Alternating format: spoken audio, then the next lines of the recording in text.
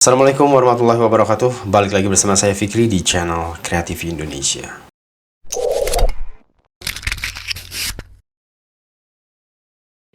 Halo guys, bagaimana kabar kalian? Semoga selalu baik-baik saja, semoga selalu dalam lindungan Allah Subhanahu wa taala, dan semoga selalu dijauhi dari segala mara bahaya dan kesusahan serta segala penyakit. Amin ya rabbal alamin.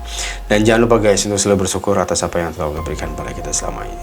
Beberapa hari yang lalu Malaysia, atau tepatnya dunia maya ya, media sosial itu digegerkan atau dihebohkan tentang sebuah tragedi terjadinya sebuah pembunuhan yang terjadi terhadap seorang mahasiswi bernama Siti Nur Surya Ismail, di mana beliau ditemukan di dalam rumahnya sendiri terbunuh dengan keadaan pergelangan tangannya terputus guys. Sebuah tindakan menurut saya pembunuhan yang sangat keji, karena selain dibunuh di rumahnya sendiri, si korban ini, Siti Nur Surya Ismail ini, dibunuh di hadapan ibundanya tercinta yang saat itu sedang mengalami penyakit kanker otak guys. Saya nggak bisa bayangkan bagaimana perasaan ibunya pada saat itu melihat anaknya dibunuh di hadapan dia, sedangkan dia tidak bisa berbuat apa-apa guys. Sekilas pembunuhan ini seperti sesuatu yang sudah direncanakan, karena agak aneh. Karena saya gini guys, korban meninggal, saya tidak tahu ya seperti apa memang kondisinya pada saat itu, tapi kenapa yang diincar oleh si pembunuh ini adalah pergelangan tangannya gitu. Biasanya kalau pembunuhan biasanya kan langsung ke area vital seperti misalkan badan, leher. Ini kenapa yang diincar itu adalah pergelangan tangan gitu. Ini membuat saya berpikir, apakah ini sesuatu yang sudah direncanakan? Karena mungkin kalau sekilas seseorang melihat korban dalam hal ini Siti Nur mungkin tergeletak bersimbah darah pada saat itu dengan kondisi tangan terputus, mungkin sekilas kita nampak seperti beliau ini sedang bunuh diri.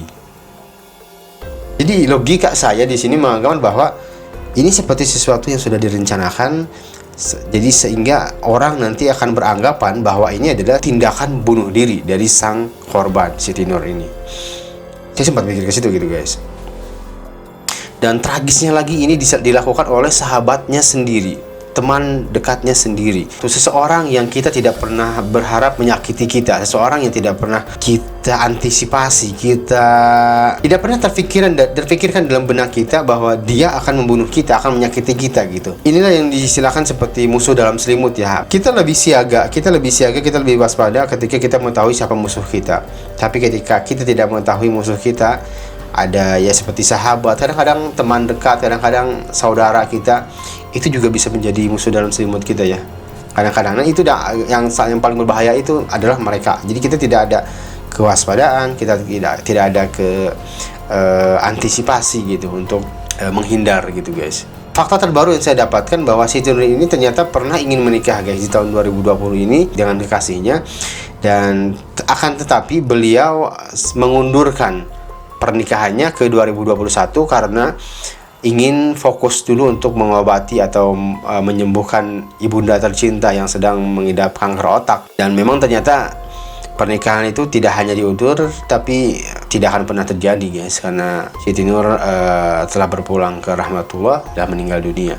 Dan setelah pelaku ditangkap, yang mana adalah pelaku ini diserahkan oleh ibunya sendiri ke kepolisian, ternyata motifnya itu sangat mengejutkan ya, dimana si pembunuh ini mengaku motif dari pembunuhannya itu adalah sakit hati gitu. Sakit hati karena sering diejek, miskin dan jelek gitu. Saya nggak tahu nih apakah si pelakunya ini baperan gitu, terlalu dibawa perasaan, karena gimana ya guys, namanya teman dekat, kadang-kadang kita sering bercanda. Tapi nggak tahu saya apakah memang ini motifnya telah dibuat-buat, atau mungkin ini hanya pelakunya yang baper gitu, terlalu dibawa perasaan. Tapi terlepas benar atau tidaknya motif ini, memang kebanyakan motif sakit hati itu sering sekali kita temui pembunuhan berlatar belakang sakit hati gitu. Pernah juga saya ketahui dahulu pembunuhan yang dilakukan oleh teman dekatnya sendiri, dan motifnya juga sakit hati karena sering diejek gendut. Dan yang terbaru juga di tempat saya di Cibinong di Bogor juga ada motifnya juga sakit hati, karena pelaku ini sakit hati karena ditagih hutang, dan akhirnya terjadilah pembunuhan itu gitu guys. Jadi kadang memang kedekatan kita dengan orang lain memang kadang-kadang terlampau di luar batas. Jadi sehingga tidak ada batasan gitu antara kita dengan sahabat itu kadang-kadang, sehingga kita dengan teman kita ini, dengan teman dekat kita itu, sehingga bercandanya kadang-kadang keterlaluan, kadang-kadang mungkin nggak keterlaluan sih, karena mungkin saking dekatnya gitu guys. Jadi nggak ada jarak, nggak ada batasan gitu, sehingga kita menyebut atau memanggil teman kita pun dengan kadang-kadang dengan sebutan maaf dengan binatang lah seperti itu, atau kadang-kadang menyebut fisik juga, kadang-kadang juga menyinggung status sosial gitu, menyebut nama bapak, kadang-kadang seperti itu guys. Itu namanya kadang-kadang saking dekatnya itu seperti itu.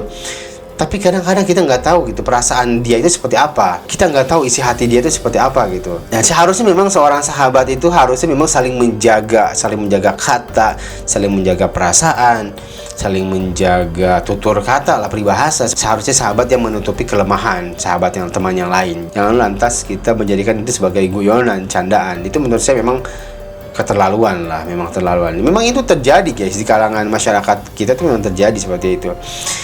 Dan itu sering menjadi bumerang untuk persahabatan itu sendiri. Dan seharusnya kita tahu lah guys, memang kalau kita memang sudah tidak nyaman dengan pertemanan, seharusnya kita tidak boleh berkumpul dengan orang yang tidak sekufu dengan kita gitu.